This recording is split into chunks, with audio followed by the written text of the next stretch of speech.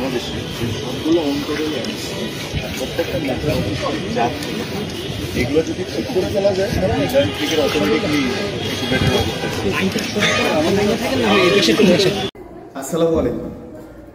ঘড়ির কাঁটায় ঠিক দুপুর একটা হঠাৎ পিসিবি ভবনে প্রধান উপদেষ্টা সঙ্গে তামিম ইকবাল, নাফিস ইকবাল, শাহরিয়ার নাফিস, হাবিবুল বাশার সুমন আর বিসিবির নির্বাহী পরিচালক নাজিমুদ্দিন। কথাটা হচ্ছে এই সময় তারা হঠাৎ করে বিসিবিতে এবং প্রধান উপদেষ্টার সঙ্গে তামিম ইকবালই বা কেন? আরো প্রশ্ন ঘুরপাক খাচ্ছে। যেই সময় তারা বিসিবি ভবনে, ঠিক সেই সময়ে বিসিবির বর্তমান কমিটির কেউই নেই। জনসম্মুখে যখন এই সমস্ত প্রশ্ন, তাহলে আসলে কি ঘটতে চলেছে? তাহলে কি কিছু পরিবর্তন আমরা ইঙ্গিত পাচ্ছি? বিসিবিতে রানিং বোর্ডের বিভিন্ন কর্মকর্তাগণ অনুপস্থিত, হঠাৎ করে বিসিবিতে তামিম ইকবাল বা কেই হচ্ছেন পরবর্তী প্রধান পরিচালক বিসিবি। এই সমস্ত প্রশ্নের উত্তর যখন খোঁজা হচ্ছে, ঠিক সেই সময় জালাল ইউনুস এবং আসলে আপনার ববি, সাজ্জাদুল ববি, তাদের পদত্যাগপত্র অপারেশনস কমিটির হেড হিসেবে ছিলেন তারা, এনএসসি থেকে নির্বাচিত সদস্য, পরিচালক, বিসিবির পরিচালনা কমিটিতে দীর্ঘদিন যাবৎ তারা প্রতিনিধিত্ব করেছেন।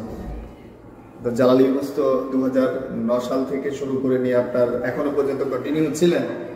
এরপরে আমরা যদি সাজ্জাদুল ববির কথা বলি, তাহলে তিনি 1997 সাল থেকে নিয়ে শুরু করে এদিকে 2005 সাল পর্যন্ত ছিলেন। এর পরবর্তীতে তো তিনি আসলে মানে ওই যে কিছু রাজনৈতিক পরিসংখ্যানের কারণে, রাজনৈতিক ব্যাকগ্রাউন্ডের কারণে বাদ পড়ে যান, তখন 2009 সাল পর্যন্ত একটু স্থগিত ছিলেন। তাদের দুজনের পদত্যাগপত্র, এরই মাঝে বিসিবির অন্যান্য যে সমস্ত পরিচালক 24 সদস্যের যে কমিটি, তার কেউই এই কমিটি মানে ওই দিন উপস্থিত নেই। সেটা ছিল রোববার, উপস্থিত নেই।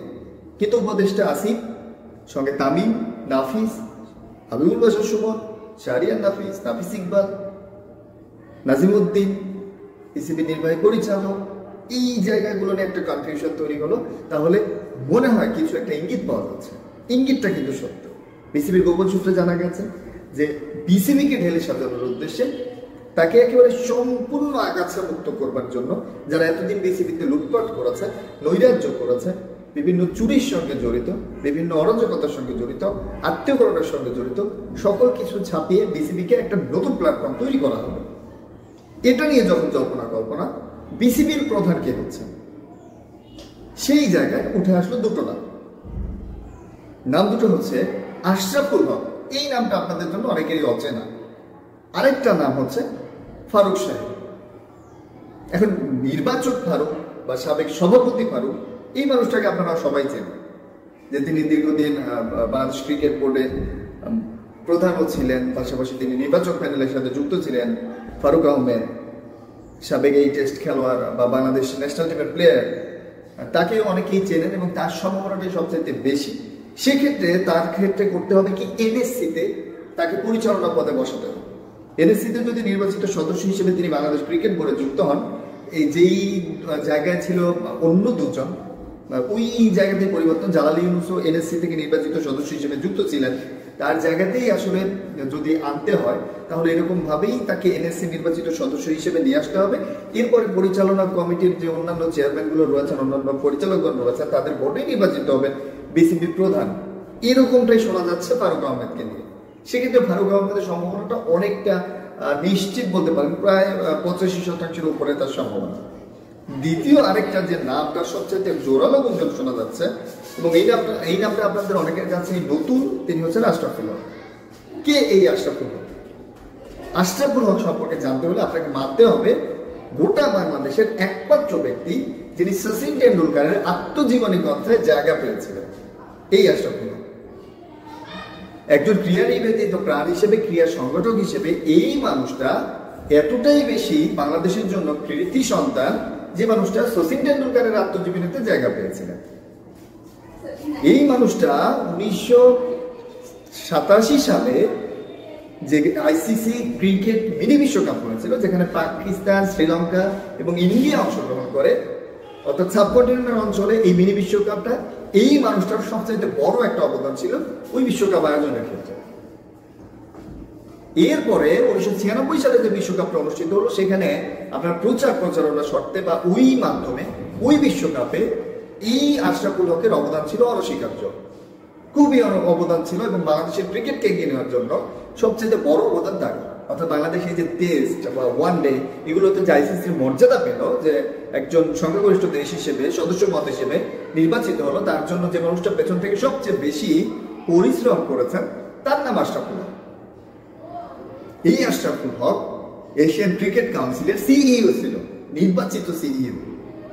এরপরে এশিয়ান ডেভেলপমেন্ট উইং এর নির্বাচিত সদস্য ছিল।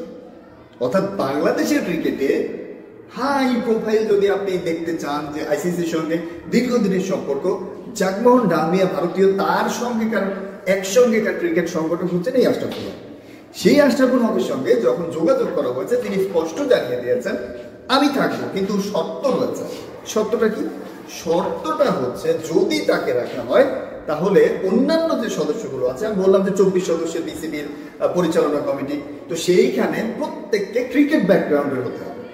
অর্থাৎ আশরাফুল হক শর্ত জুড়ে দিয়েছেন, তাকে যদি নিতে হয় অন্যান্য জায়গায় কোনো রাজনীতিবিদ, কোনো ধুরন্ধর, কোনো ধান্দাবাজ, কোনো আত্মীয়তাকরণবাজ এগুলো চলবে না। সেখানে ক্রিকেট মাইন্ডের, ক্রিকেট ব্যাকগ্রাউন্ডের থাকতে হবে। সেক্ষেত্রে কিন্তু ফারুক আহমেদের ক্রিকেট ব্যাকগ্রাউন্ড আছে।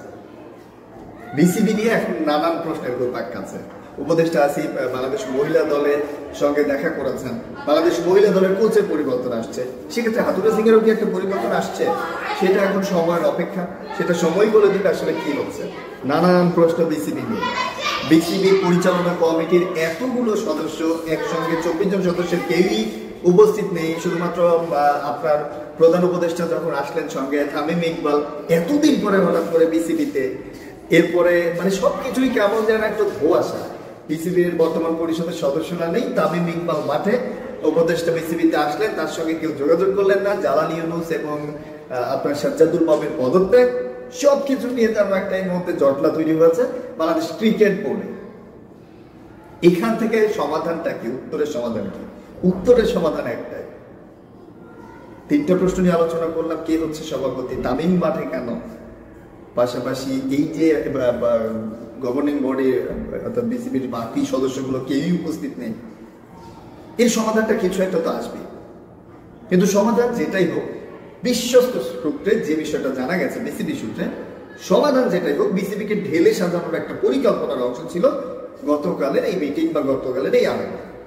সেখানে হতে পারে কোচের পরিবর্তন, হতে পারে সভাপতির পরিবর্তন। সভাপতির পরিবর্তন মাস্ট বি। নাজমুল হাসান পাপন পদত্যাগ করবেন, সিদ্ধান্ত নিয়েছেন, যে কোনো মুহূর্তে করবেন, এটা সময়ের অপেক্ষা। তাহলে দুর্নীতিবাজ, ধুরন্ধর, রাজনীতিবিদ, আত্মীয়করণবাদ এইগুলোকে ছাপিয়ে এই মুহূর্তে বিসিবিতে প্রয়োজন একটা স্বচ্ছ অবস্থা। সেটা তৈরি করতে বদ্ধপরিকর উপদেষ্টা মণ্ডলী। কি হচ্ছে জানতে থাকুন আমাদের চ্যানেলের সঙ্গে।